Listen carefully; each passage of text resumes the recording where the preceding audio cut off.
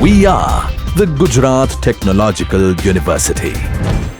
Since its inception over a decade ago, GTU has been empowering young and curating minds to realize their true potential. Over 4 lakh inspired students are enrolled with one of the premier academic universities in India. With more than 450 affiliated colleges in its fold operating across 5 zones of the state, GTU, the International Innovative University, your place to move forward.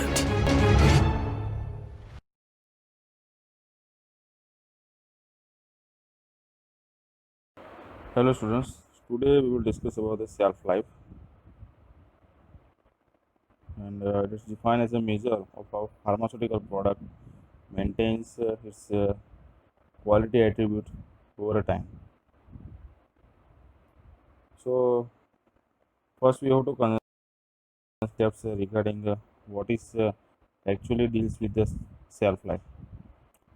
So that is stability, and according to ESP it defines the stability of pharmaceutical product as extent to which the product retains with its specified limit and throughout out a period of storage and use, and its shelf life the same properties and characteristics that is possessed at the time of manufacture. So for that we have to estimate our shelf life. So what is shelf life? That is, it is defined as the time necessary for drug to decay to 90% of its original concentration. So for that we need to establish several studies, and that is accelerated analysis for chemical stability based on the principle of chemical kinetics. So for that the tests are carried out at different elevated temperatures that enable prediction of effective life of the preparation at normal temperature. So if the heat is involved and temperature condition is involved, then definitely the corresponding equation is also responsible, and that is Arrhenius equation, and that indicates that reaction rates are proportional to the number of collisions per unit time for reactant molecules. The number of collisions increases as the temperature increases, therefore the reaction rate increases as the temperature increases according to the Arrhenius equation. So here is the equation, and these are the several terms, and for that we have to consider the EA, that is energy of activation. This is a Arrhenius plot, how it look like when the temperature and the natural log K is plotted, vice versa. So according to that Garrett and Carper, the K value for decomposition of a drug in a solution at various elevated temperature are obtained by plotting sum of the function of concentration against time. The log of specific rates of decompositions are then plotted against a reciprocal of the absolute temperature, and resulting the extra line are extrapolated to the room temperature. So this is that particular plot, how it look like at different temperature. Free and Blythe suggests that a similar method in which the fractional life period is plotted against the reciprocal temperature, and the time and days required for the drug to decompose to some fraction of original potency at room temperature is obtained. So percentage log of the drug remaining is plotted against the time in days and the time for potency to fall 90% of the original concentration. So T90 is read for the graph. The log time to T90% is then plotted against 1 by 10, 1 by T, and the time at 25 degrees centigrade gives the shelf life of the product in the days.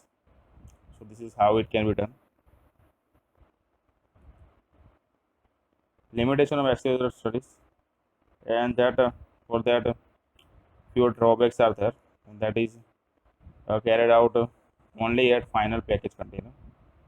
This prediction is not possible at all climatic conditions, and is limited to a product formulation, and it is only applied to those which degrade with increase in temperature.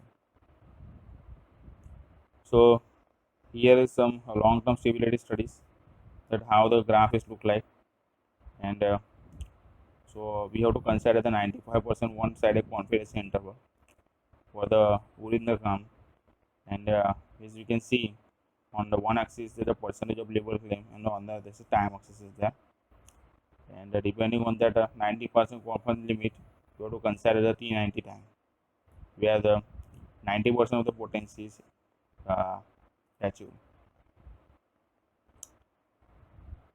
Yeah, here the two-sided 95% confidence interval, and in that consider the time for that.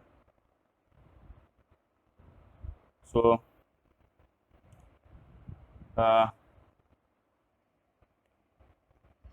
as you can see over here in the graph, both graphs, it is overloading the dosage form with more drug than 100% to give more time to get 90% percentage. Shelf life is longer. What is the rationale for that? Shelf lives are usually maximum of 5 years, and it takes a product up to 2 years to reach the customer. Reduced shelf lives are seen in liquid products. Examples are antibiotics and ophthalmics, because they are unstable in places of moisture. Some drugs are inherently unstable, for example, vitamins, therefore, they are overloaded. So, what does the ICS suggest us? ICS stands for the Intensive Conference on Harmonization of Technical Requirements for Registration of Pharmaceutical for Human Use, and its objective is harmonization of registration and application within the three regions, that is European Union, Japan, and United States, ensure the safety, equality, and efficacy. Because we have to consider the zone concept. The whole world of us is divided into 4 climatic zones in order to harmonize and simplify stability testing.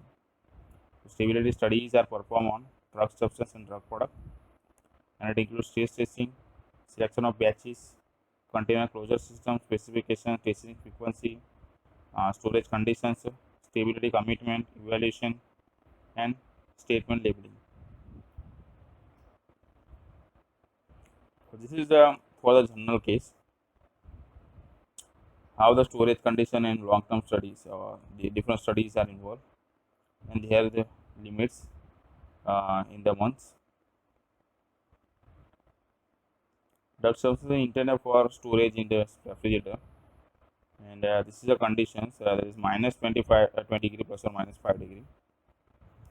Drug substance is intended for the storage in the refrigerator. With the accelerated studies,